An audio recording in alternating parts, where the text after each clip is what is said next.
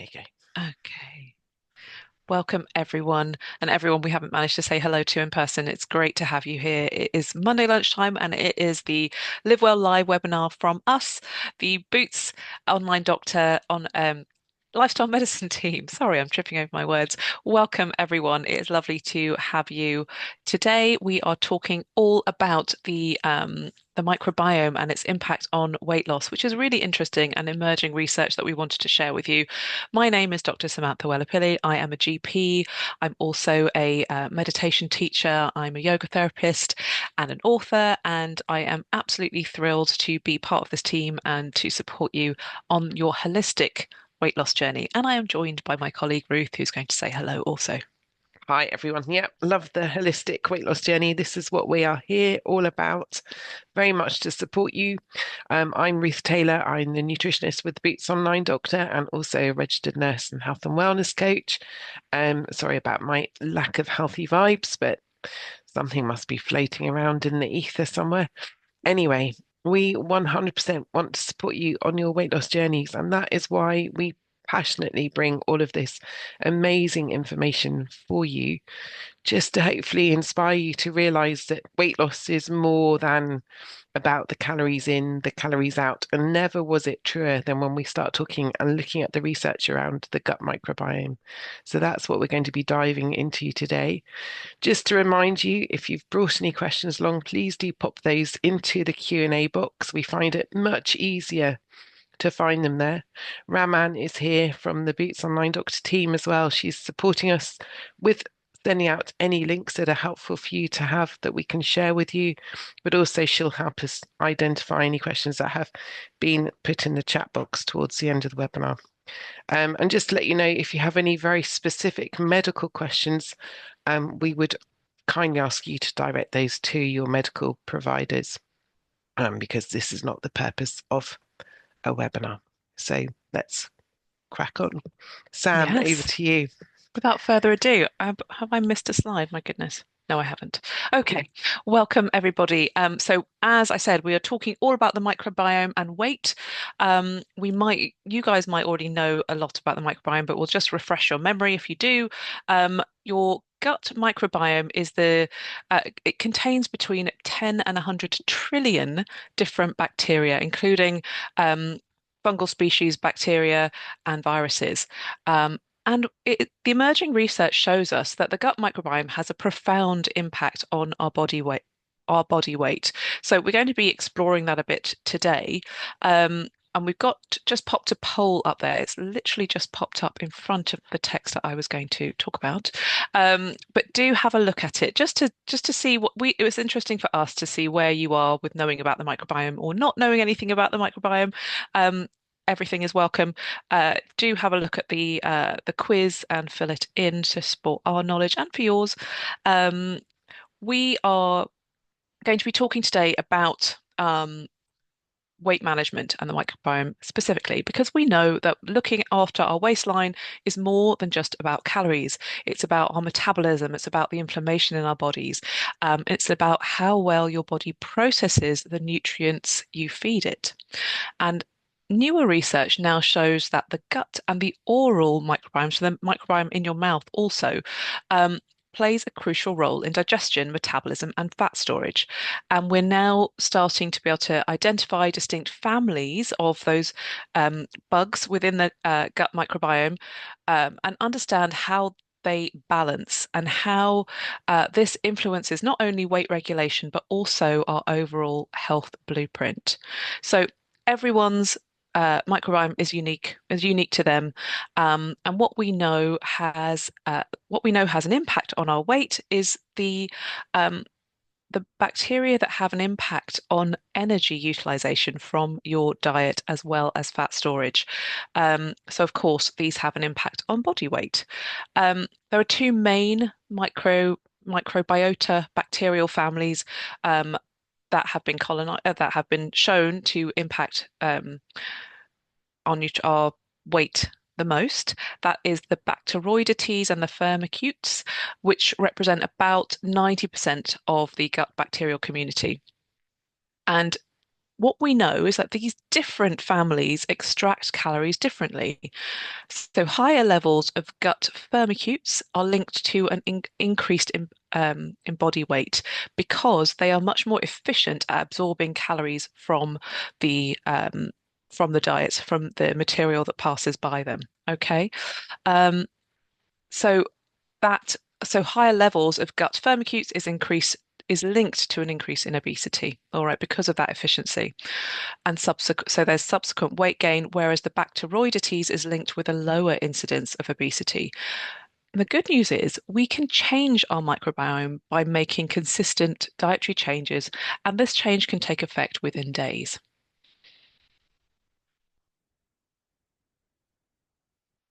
Oh, Ruth, you're muted. Not anymore. There you go. Sorry about that. So yeah, I find it absolutely fascinating, and the research is just being published more and more and more because it's such an important area for us to get our heads around.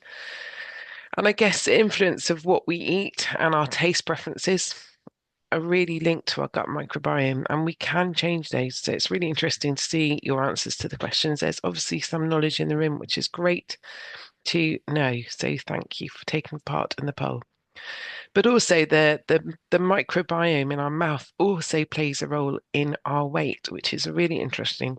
We've had a lot of research published about the impact of the gut microbiome, but now we're beginning to also move across and look at what's going on within our microbiome that sits in our mouth. And interestingly, the mouth is home to 26% of the total bacteria in our body. That is pretty amazing. Whereas the gut has around 29% of the bacteria in our body. So they're really important areas. If you combine those, that is going to be over 50% of our bacteria residing. And this really has a big difference to play in terms of normal weight, being overweight. And what can we do about it? We're going to talk to you about that because it's such an important factor. We know that lower diversity, so we want to encourage people to have a very diverse range of bacteria. So although the families, the Bacteroidetes and the Firmicutes, we can actually colonize many more different bacteria. And what we want is diversity in those bacteria. And interestingly, what has been found is if we have a lower diversity, we're much more likely to be higher in weight. That is a really strong link to being overweight. So, really interesting.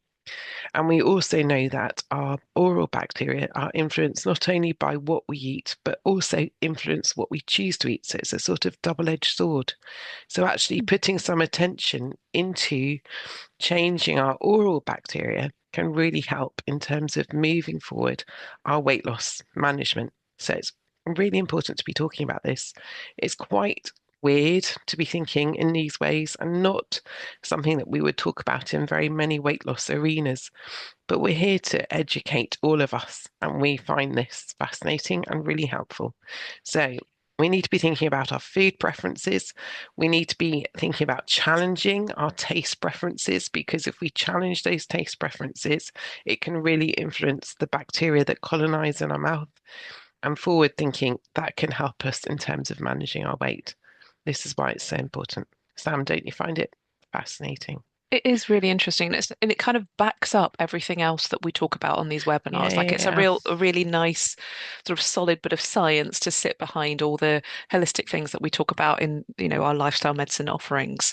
Yeah, and bringing that all together. So thinking about that gut and oral microbiome as a collective, then these are all the areas, as you were saying, Sam, it has a huge impact on how we extract energy from food. So if we have an imbalance in our gut microbiome, if we have certain bacteria that are populating more effectively than the sort of healthier bacteria, then we might extract more energy from our food than if we had a greater predominance of healthier gut bacteria. Really important. It will also make a difference to how we store fat, make a difference to our appetite, to our cravings, and also in our wider health sense to inflammation. And we talk about inflammation on and off in these webinars as being a key fundamental element of insulin management, insulin resistance. So, one of the things we're keen for everybody to start thinking about is their wider health in the context of their weight journey and actually doing everything that they can to provide their bodies with some insulin sensitivity or to really moving towards greater insulin sensitivity. So, actually feeding our gut microbiome in a way that helps it to be predominantly sort of creating healthier gut bacteria, healthier oral bacteria can really help in this journey. And it's another layer of our understanding. Yeah, absolutely, absolutely. And I think when we understand things more with more depth, we feel a bit more confident in our choices and in the way that we proceed, in our own homes, in our own kitchen, our own shopping trolleys. Um, so Ruth, I think this is also you because there's lots of nutrition Oh, in this. So so sorry. leave it. You can take Ruth, it you're if the you want to. expert. All right. Oh, you've gone Okay. silent again. That must be my internet as opposed to my. Ruth, you are silent. Do carry on without me. I can't hear you. Are you plugged in? I Is it am. how strange? Oh, Shall I talk Katie can about this hear me. because we can't hear you? Let Katie. me let me talk about it. That's very odd that you've suddenly gone silent. Is it just me or you can hear Ruth? Oh, maybe it's just me. Carry That's on, really Ruth, funny. please. I'll carry on. I'm sorry, I don't Okay, know why. so these are the foods that we want to put some effort into thinking about. They are not foods that we want to jump into and start eating abundantly all the time. Thanks for confirming. You can hear me, by the way. Don't know what's going on with that. So we want to be thinking about prebiotic rich foods. They're the foods that help to feed the probiotics, the beneficial bacteria in our gut. We also want to be also eating probiotic rich food, and then around that, there are other foods that have a role to play in helping us to colonize those beneficial bacteria. So, polyphenol rich foods, as you can see on the slide, so things like berries, green tea, dark chocolate, fiber and resistant starch, again, has been found to be really interesting, really helpful at helping to colonize beneficial bacteria. So, my advice with all of this is that you need to introduce these very slowly. If they're not foods that you're eating regularly, the things like the kefir, the sauerkraut, the kimchi, bring them in slowly because our guts are quite sensitive. And I'm sure all of us know that from our own experiences. So when we change our diet, we want to do that very gently, introduce some new food, that new probiotic rich food, very slowly in very tiny amounts, maybe even as little as a teaspoon at a time, and then build it up gradually. And that really is so cold rice, amazingly. So if you cook um, potatoes or rice, they create, and then you let them go cold, they create resistant starch. And that resistant starch will feed your gut microbiome in a really healthy way. Really interesting research. You can reheat the potatoes. We obviously have to be very careful about how we reheat rice because of the bacteria in rice. So it's generally not recommended to reheat rice. But I know some people that do very carefully do that. So it's just really fascinating. I can see there's lots of interesting comments. I'll have a look at the chat. Sam, can you hear me? Over to I you. can hear you. I can hear you. Sorry Perfect. about that. Um, yes, really interesting about the cold rice thing and yeah, Mm. obviously taking care, reheating, but yeah, can really support the microbiome. Um, some really good questions about sugar and things. So if you are having something, I'll just take that now. Just having something like banana, you might want to have something that's got a bit of protein in it as well. So maybe you'd want to have some nuts or peanut butter or almond butter, and just as a bit of protein alongside something that is a bit more sweet, like a banana, which you're right, it is a starchy carbohydrate. It is quite sweet, we know. And obviously you could go for a more green banana, which might be helpful, less sweet. Um, but yes, um, meal timing and the microbiome. So we know from the sleep webinar, we've talked a little bit about the circadian rhythm before and about sleep and how important these factors are. So maintaining your circadian rhythm and supporting your natural rhythms can be really helpful in terms of your sleep cycle. But also, the gut microbiome exhibits circadian rhythms, meaning its composition and function fluctuate over the day, which is so interesting. Because I guess you could think of it as this living organism made up of these trillions of organisms that support us. And, the evidence is actually that there are more bacterial, fungal, viral organisms in our body than human cells. So it's quite extraordinary, really. Um, so, so what are we talking about when we're talking about this fluctuation in rhythm over the day?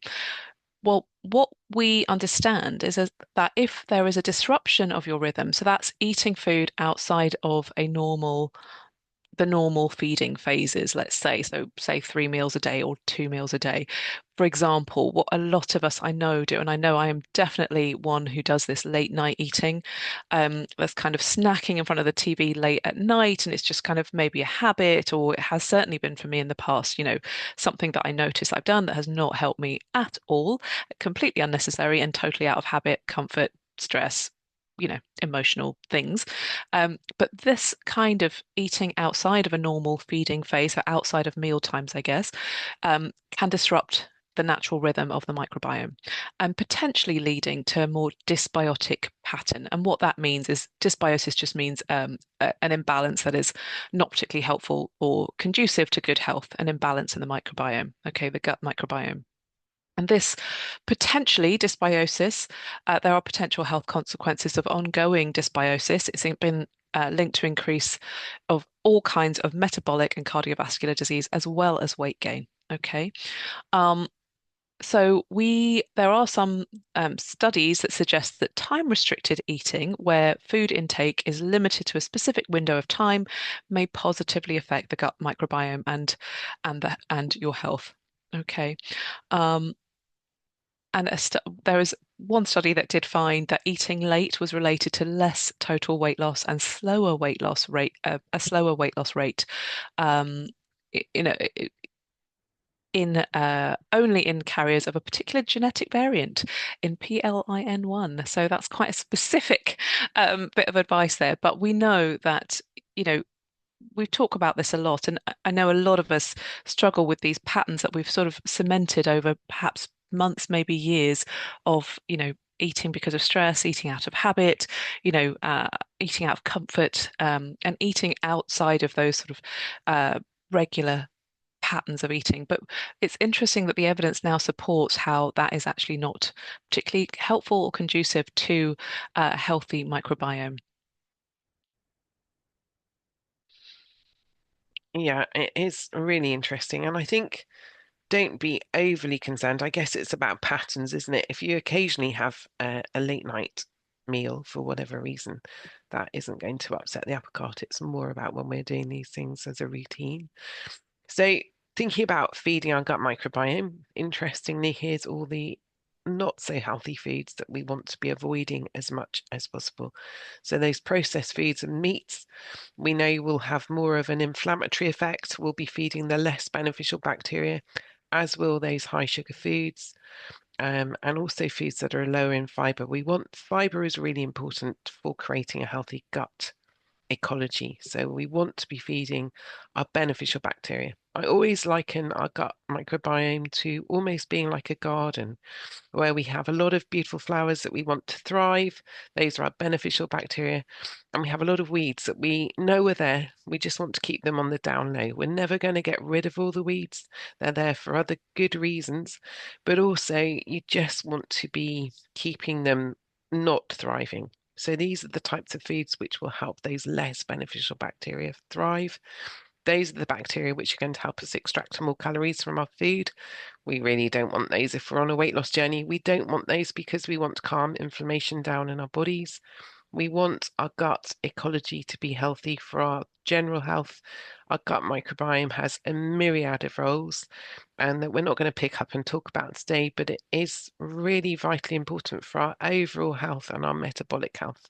So, although we're talking about weight loss in relation to our gut microbiome today, I think it is important to think about the wider benefits of having a healthier gut microbiome. And then these funky things called emulsifiers, They're sort of like some of the additives that are often added into processed foods to help their shelf life be retained for longer. You'll often find those in breads and all of the different foods, which is shop bought. We all buy shop bought food. Don't worry, we do it, but it's just about which ones you're choosing and whether you can go for the slightly healthier options. It's about being realistic as well, isn't it, for all of us, what we can actually manage to do. So have a think about all of that. Sam, what do you think? Yeah, I mean, like we say through all of these webinars, really, that we're not really saying anything different. The advice wise, we're not really telling you anything new, but we're giving you the underlying emerging science for like why these things might be advisable for all of us to support a healthy microbiome, because as Ruth said, it has a myriad functions. We're talking about weight loss today, but of course we know immunity, heart health, the huge factors that the gut microbiome plays. It has so many functions of processing our food, processing, detoxing our body, processing, making, building things, disposing of things. There's so many things that the gut does, so we want to make it as healthy as we can. And unfortunately, a lot of these sort of convenience foods, or quick, very palatable, but sort of quick energy releasing foods, unfortunately, can really not suit our microbiome very well at all. And I can see there's loads of questions. So I love that this is sparking lots of questions. So this is great. Um, but I'm going to move on to the next slide, and then we will come to your questions. We'll come to the Q&A at the end. Um, so lifestyle factors, of course, um, we know we're talking holistically here. So of course, lifestyle factors will also have a big impact on the bacteria in your gut. We know that stress increases gut permeability and disrupts the microbiome. We know that poor sleep affects the diversity of the gut microbiome. We are also aware that there are solutions to these things, and we've talked all about these things sort of individually. We have a whole webinar on stress and weight loss, and a whole webinar on sleep and weight loss, because we know how vital these are. And the way that those factors impact the gut microbiome could be one of the mechanisms that if we look after these factors, we are also supporting our weight loss journey. So you can see how all these pieces kind of connect in together in this fantastic web, like everything is interconnected. And we know that solutions are there for us. So really thinking about how key having strategies that work for you. We are all a bit different. For some people, mindfulness will be brilliant, and just bringing yourself into the present moment. You know how to do that. You know how to connect into your body, to sort of step out of the mind just for a few moments, just for a few minutes, and making that time a little bit longer, maybe every time you try and practice.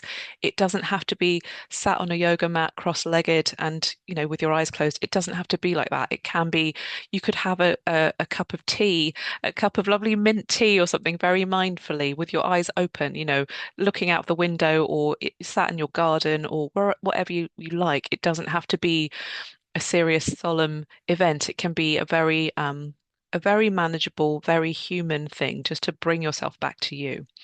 Exercise is another one that is really good for releasing those positive feel good hormones, getting the heart rate up again a little bit, and getting a little bit out of breath, moving the body again, being very embodied, something slow and easy, like a gentle yoga practice, or just some stretches. It doesn't have to be anything as formal as yoga.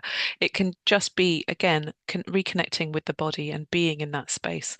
Um, and better sleep hygiene. We have an entire webinar about sleep. We have a module on the 10-week weight loss course, which is free on the Boots website. It's really good. We've got so much information distilled on there. There are webinar replays. I wonder, Raman, if you would kindly share the uh,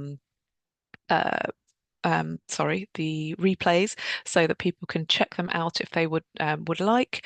But we talk about these a lot, and all these pieces connect together. It's a big web. It all connects together, and it contributes towards our overall well-being, and also our weight loss journey, our weight loss success.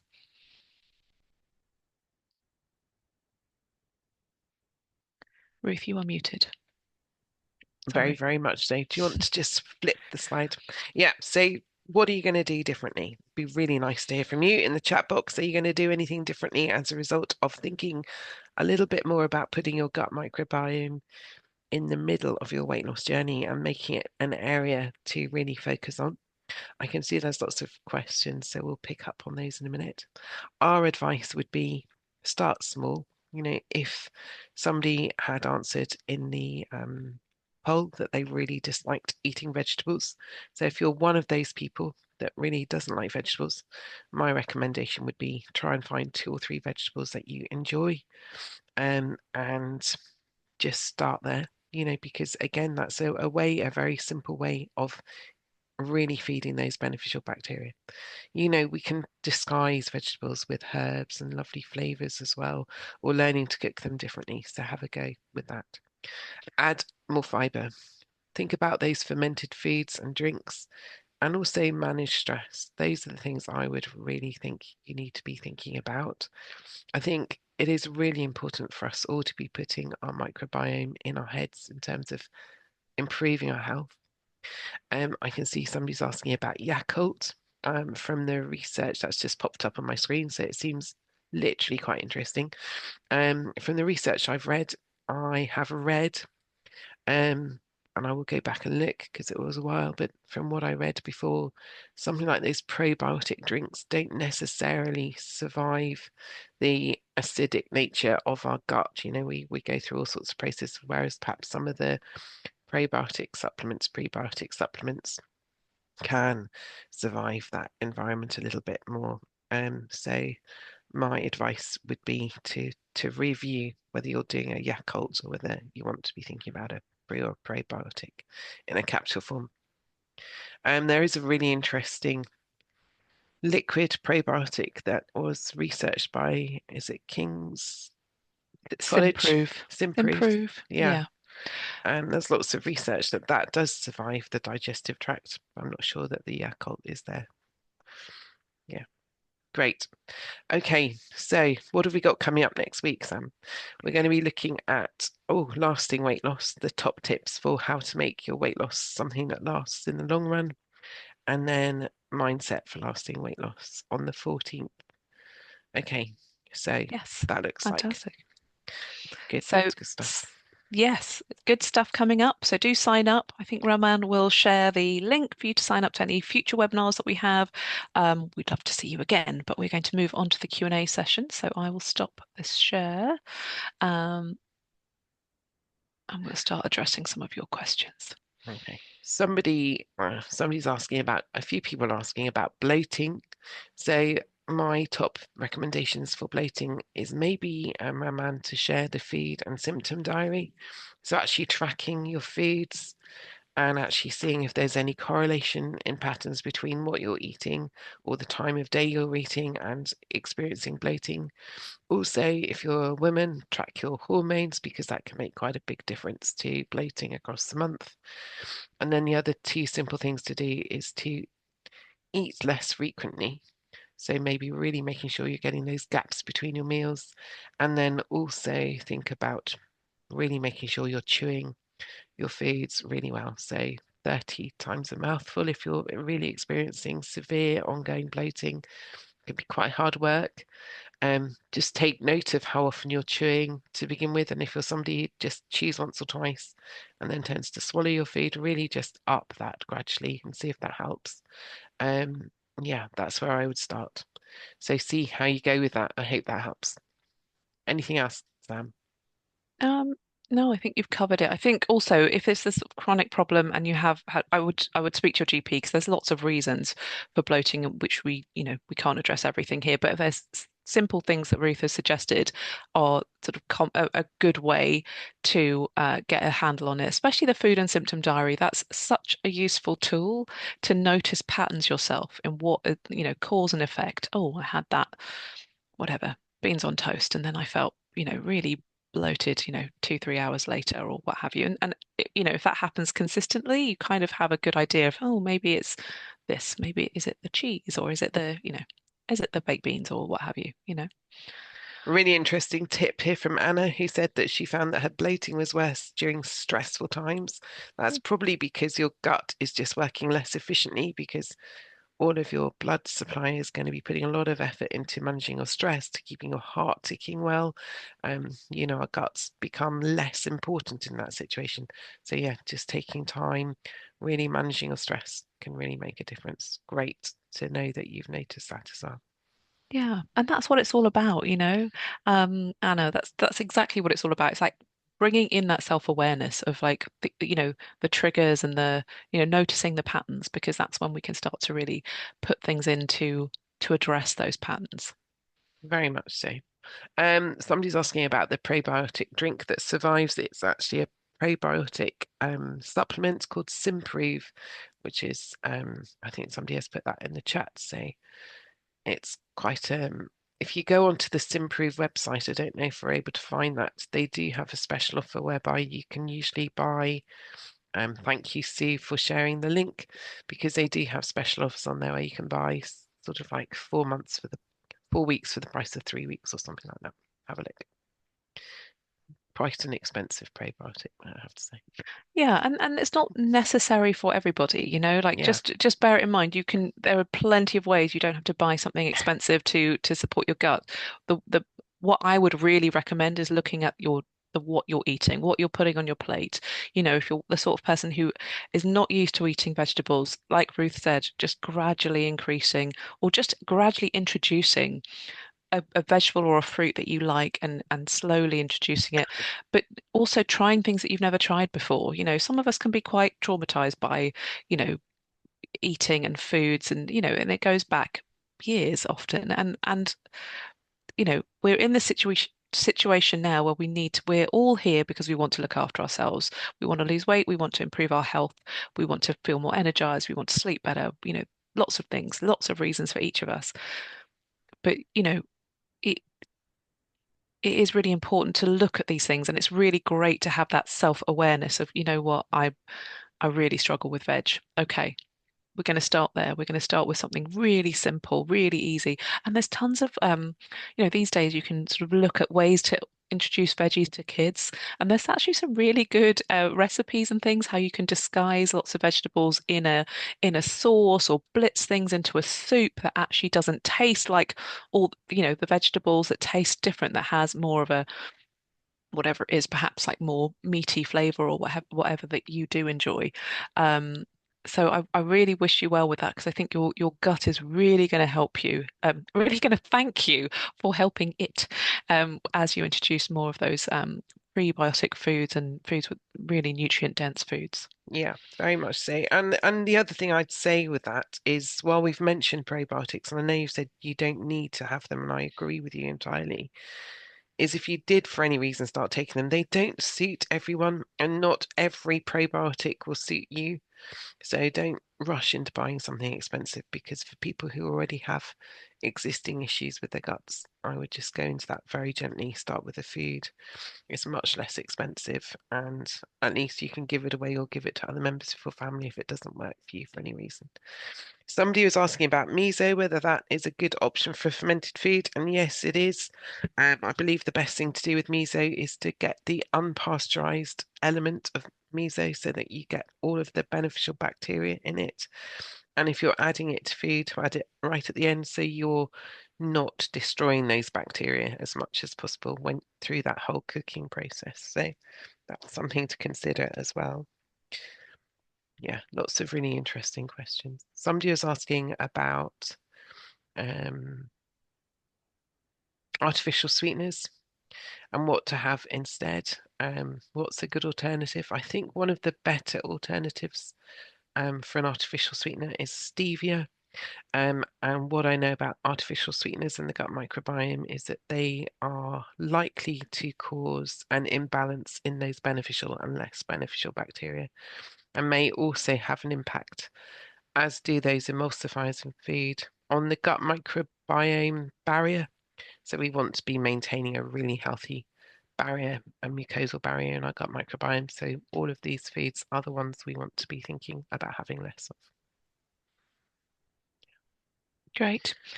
More detail on cold potatoes, Ruth?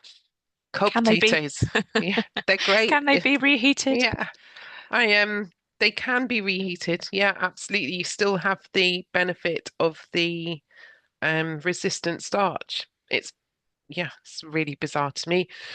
So you just cook them, let them go cold, and then you can reheat them, and then you have all of that wonderful resistant starch, which can be really beneficial to our gut microbiome. So, and the same Great. with the rice, but there was a question in the chat box. My understanding is because rice can grow bacteria quite quickly, that is why the food standard agencies would recommend that we don't reheat rice generally, just because of those bacteria, rather to have it cold, rather than risk of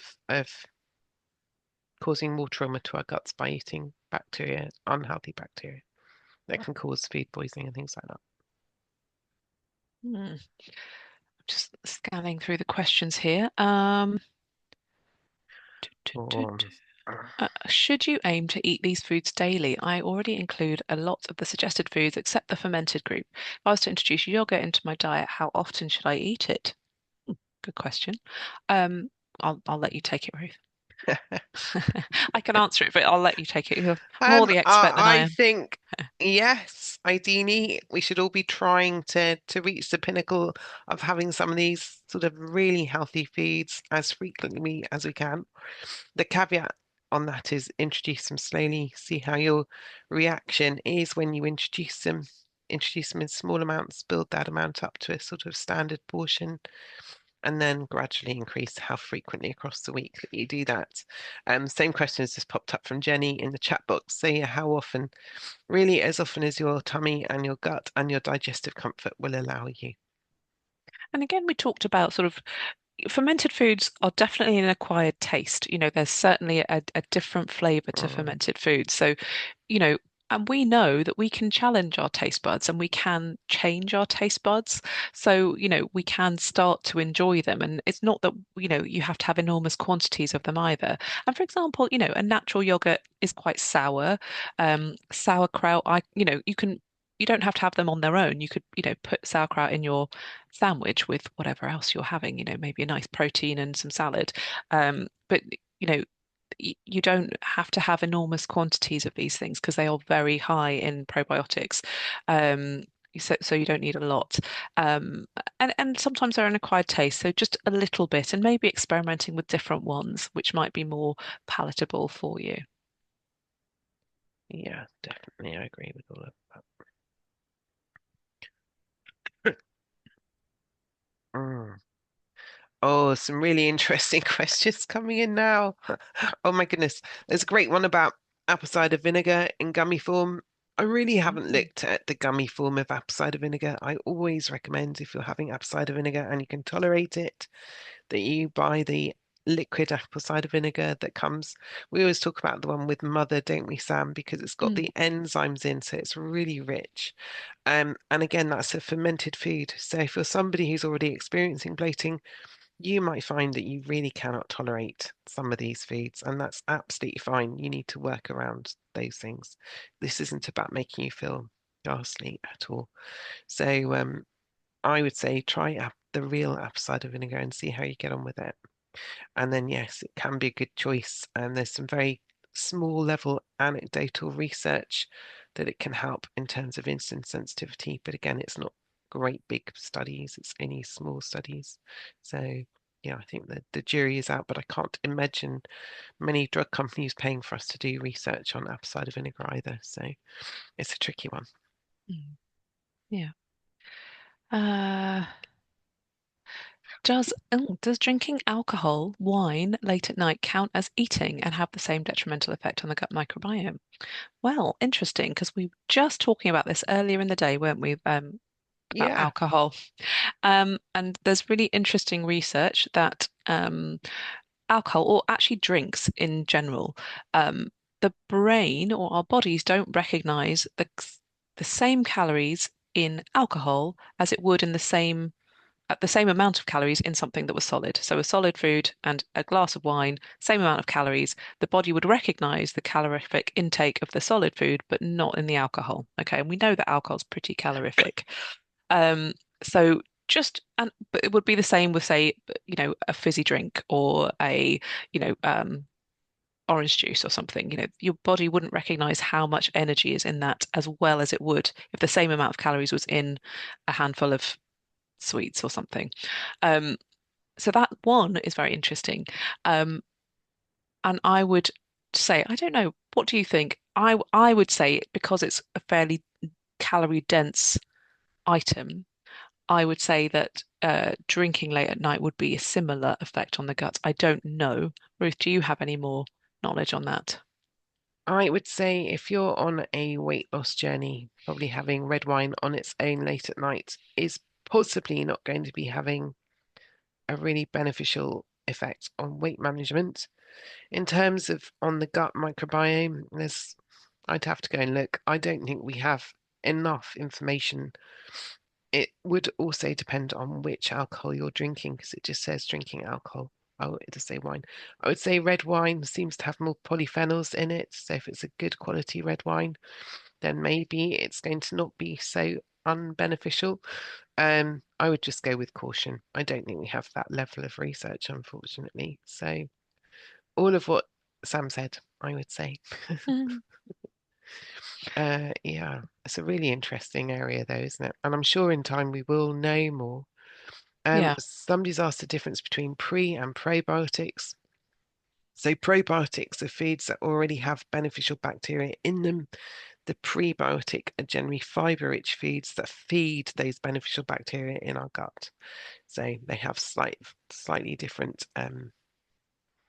qualities. Yep. Yep. There's a question about weight loss injections and a dry mouth. Um, as far as I know, it's not a side effect that's particularly commonly reported. And I would speak to your prescriber about that. I'm sorry, we can't really answer it because there's sort of many factors that can feed into a dry mouth. Obviously, hydration is something that I would be recommending that you're having a good amount of clear fluids every day. That might help, but I would talk to your prescriber or your GP about that symptom, please. Definitely. Anna is saying the gut has its own enteric nervous system and is the second brain. And we also have this highway between the gut and the brain called the vagus nerve. And it's fascinating, actually what happens in our gut really affects our mood and our brain and vice versa. So all of these things are just so important for us to start recognizing and thinking about what little tweaks we can make individually in terms of just supporting our wider health. And well done to Rachel for training yourself to like olives at the age of 30. And you definitely can. It is about, we can absolutely retrain our taste buds. And I think that's a really important point. And well done for making that. Our taste buds are not set in stone. In fact, there's a lot of research that's being published about the fact that we are losing our preference for bitter foods, and so the food manufacturers are producing less bitter foods. The fruit that we're importing is the sweeter variety, perhaps, of apples rather than the old bitter variety of apples. And actually, it's really important that we do keep those bitter taste receptors going because they're really, really important part of all of this as well. Absolutely. Yeah. Um, a question about kombucha. Yes, it's also a probiotic. But again, if you already have bloating or you have IBS or some other symptom, if you never had kombucha before, I would definitely go gently. Kombucha is basically like a fermented tea, so it's quite pleasant, but and there's loads of different varieties out there. But I would start slowly if it's new to you because it can be quite um, uh, it could flare up bloating if it is a if that is an issue for you or pre-existing issue. Yeah, somebody's asking about pasteurization effects on these beneficial foods such as kimchi and sauerkraut. My understanding is that the pasteurization will reduce the amount of beneficial bacteria in them. So ideally, we would want to be thinking about unpasteurized varieties to get the maximum benefit. And things like kimchi you can make yourself at home as well. Like you could very Mm. easily look at a recipe online and make your own kimchi. It's very simple. Um, yeah, if you wanted to try that. A really interesting question about the effect of stomach bariatric surgery on the gut microbiome. I haven't specifically gone and dived into that research. So I'd rather answer that after I've looked. But it's a good question, and I will try and find out for you and let you know. Sam, any thoughts on that? Sorry, Ruth, I was looking elsewhere. Which question are you answering here? It's an anonymous attendee question in the Q&A box asking about the effect of bariatric surgery on the biome. Ah, um, it's a good, I think we need to look that up before we give an Yeah, answer. Sorry about that. yeah, Uh, so supplements for someone who's not able to have a very varied diet, unable to prepare meals, often due to disability. Hmm, that's an interesting question. Um, like in general, we're not able to recommend supplements on this webinar because it will depend on many things. You know, what is the right thing for you? Um, I would ask you where your meals are coming from and how, where can we get some variety in there? Because some things, you can have things that don't require cooking, right? There are plenty of things that if you have something you could stir in, some salad, some spinach leaves or something into something that is pre-cooked, but I think there are ways around that. And then maybe it involves being a little bit more, bit creative in your thinking. Um, Ruth, do you have any ideas if someone who's not able to, uh, are you able to access it? If you're doing your own shopping or someone's doing your shopping for you, could you ask them to bring in some different things that you could combine into maybe more sort of ready-made things that you have at home? yeah. And the other thing I agree is maybe thinking about using some frozen Oh yeah, options, yeah, say some frozen vegetables, the nutritional element behind frozen veg is very close to the nutritional element of fresh. So it might be that you can ring the changes a little bit more easily and just reheat those in some hot water or steam them if that's feasible. And that might just be a really simple way to add a bit more variety, or even using things like the packets of lentils or chickpeas, again, just to bring in different plant-based proteins, because that can really help. We talk a lot about protein in our webinars, and somebody's asked a question about protein and how you manage that as a vegetarian. And I think actually what we know about protein is even if you do eat meat, it actually is really beneficial for us all to be eating a fair amount of vegetarian protein too. Um, and to the lady or to the person who's asked about vegetarian protein sources, so things like tofu are really rich in protein. So it's about mixing it up as much as you can, bringing in those lentils, just finding every opportunity. If you're a vegetarian, you may be happy to eat eggs, you may be happy to eat fish. So if you can bring those sources in, great. If you're unable to, then it may be that you need to be thinking about protein powders as a supplement to your protein, and thinking about things. And you can get pea protein powders and rice protein powders in that situation. That can be beneficial and worth considering. And also really using the nuts and the seeds and all of the sort of ground nuts as well as options. I hope that helps. yeah, yeah. Thank you, Ruth. What else have we got? Do spices affect the microbiome? Interesting question. I have not considered that. Yeah, I would say yes. Things like I would say yes, definitely. I mean, it's another food source. So thinking about the anti-inflammatory effects of things like ginger, garlic is a prebiotic. Artichokes, prebiotic rich foods. So yeah, definitely, I think they will have a beneficial effect. Thinking about spices, so ginger and what am I thinking? Turmeric, very anti-inflammatory. So again, the effect, the anti-inflammatory effect is going to be coming from the absorption that's happening in our guts and what's happening in terms of what's going on in our guts. So I would say yes. Great. And we've got a question. I'm on antibiotics for the next 3 months. Is that going to ruin my microbiome weight loss? Interesting question. One, no, it's not going to ruin anything. Okay, so please don't panic, because you're obviously going to be on antibiotics for a reason, and that's important. Antibiotics are really, when they're used correctly, are amazing. Right. The issue is when they're not used correctly and they're Mm. used. And we try and avoid this as much as possible in medicine generally to not give antibiotics when they're not needed, but when they are needed, they are needed. Done. Um, my advice would be you could. be on some probiotics whilst you're on that course. I would be really looking at your probiotic intake during that course, and there are particular um, you could ask in the pharmacy about, you could let the pharmacist know I'm on antibiotics for 3 months. Are there probiotics you would recommend? And what would you say, Ruth? Would you say if you're taking a probiotic, would you say take it maybe 3 hours after, like with a 3 hour Yeah. interval after you've taken your antibiotics? Yeah. It needs to be, I think, generally, I think the advice would be about 4 hours after the Four antibiotics, hours. which can be quite challenging depending on how often you have to take those antibiotics. But again, if you are taking antibiotics for 3 months, it's really worth looking at some of the probiotics that you can buy over the counter in many of the high street chemists that could support your gut microbiome in that process. And also, don't look at it as a negative. It may actually help shift things around in a positive way. Depending Exactly. on where your microbiome was in the first place, that might be a positive shift. And it might be that then if you start introducing more veg in this time and you start feeding the beneficial bacteria, you could come out the other side feeling better because you've had the antibiotics and they've treated whatever you're needing them for, and your gut is ready to start populating, or it has already started populating with beneficial bacteria. So everything we can turn everything around.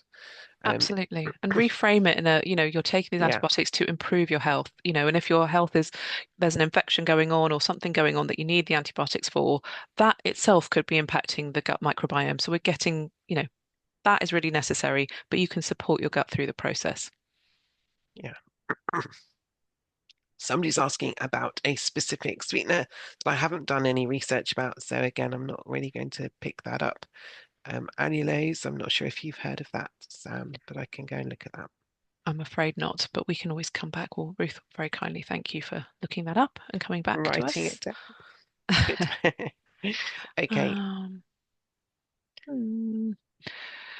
Okay, someone has gained weight a little bit but have been feeling shaky and lightheaded. Okay, because there are symptoms and you're on weight loss medications, please talk to your prescriber because in this public forum, we're really not able to advise you.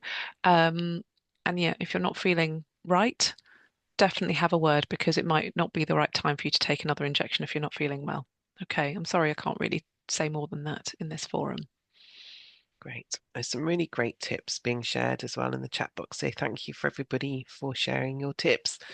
Um, it is about supporting one another as well. Somebody is saying they need to mix calcium-rich food with oxalates. My husband has just been diagnosed with kidney stones. So would you recommend low-fat dairy? How does that work while we're trying to avoid processed high sugars and sweeteners? Oh my gosh, that's a really complicated question from you. I need to think. I need to mix calcium-rich foods with oxalates. Okay. Um, Interesting. Kidney stones can be for a number of different reasons. So it'd be really interesting to know if they've tested your husband's kidney stone as to what the underlying reason is for his kidney stones. I would say you may be better off getting, it is really complicated. Please don't apologize. I think this is a question for a one-to-one conversation with somebody, to be perfectly honest. Um, because again, back to the caveating of our safety here in a webinar, it sounds as if there's quite a complex situation going on there. So I think perhaps trying to dive in and having a conversation with somebody your GP can refer you to or somebody that you can find individually to get that support just as a one-off would be really helpful for you because it is really complicated. And yeah, I would definitely think about doing all of that in conjunction with avoiding those high sugar foods. But it is going to, you're just going to need to get a very specific food list going for yourselves for a while. Great. Oh, you're welcome, Bill. I hope that goes well for you. Um, Now, have we missed any questions here we've got a Um, few more minutes. Um, there's a question about full fat yogurt rather than fat free. I would say go for the least processed option if you can. If you're eating a large amount of yogurt and you're trying to lose weight, you need to be thinking then about the caloric level in those foods, but also some of the lower fat options may have more sweeteners added in to make them more palatable. So it's sort of like getting, I always recommend full fat generally, unless you're eating colossal amounts. What about you, Sam? Um, yes, I think just in moderation, isn't it? That's the Yeah. key. It's just like I think in terms of having less of the processed. I mean, we talk about artificial sweeteners, and in general, um, again, this is about changing our taste buds. I know of someone who has a massively sweet tooth that I need to watch out for that because it is my downfall, and that changing my taste buds gradually from, say, milk chocolate to dark chocolate, or just I really notice sweet things now. Like I know I don't like them. So, for example, this trend of going for supplements that are all gummies that are sweet. I I've written to quite a few companies saying, why is this so sweet? This is, awful. Or collagen drinks that are really sweet. Just I even protein powders. Why is there sweetener in this? Like, even though it's a xylitol or whatever it might be, like it doesn't need to be this sweet for me now, which I'm quite proud of. So I'm kind of telling you, as I am, this is a success story for me that I now really notice. Very sweet things and that it's not my palate anymore. Like I still like a sweet thing now and again, but too sweet is too much. And I'm proud of myself for doing that. And if I can do it, anyone can do it because I have been the worst.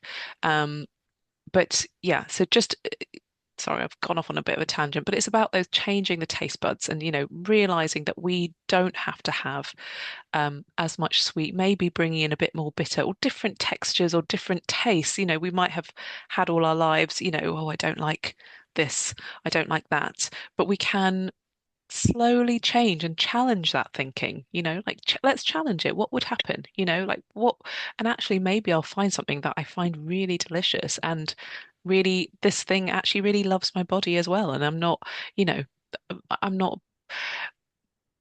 sabotaging my efforts, because I have this hang up about, oh, well, I've got a really sweet tooth and I just can't control myself and Yeah. all of this, which was definitely my story for a long time.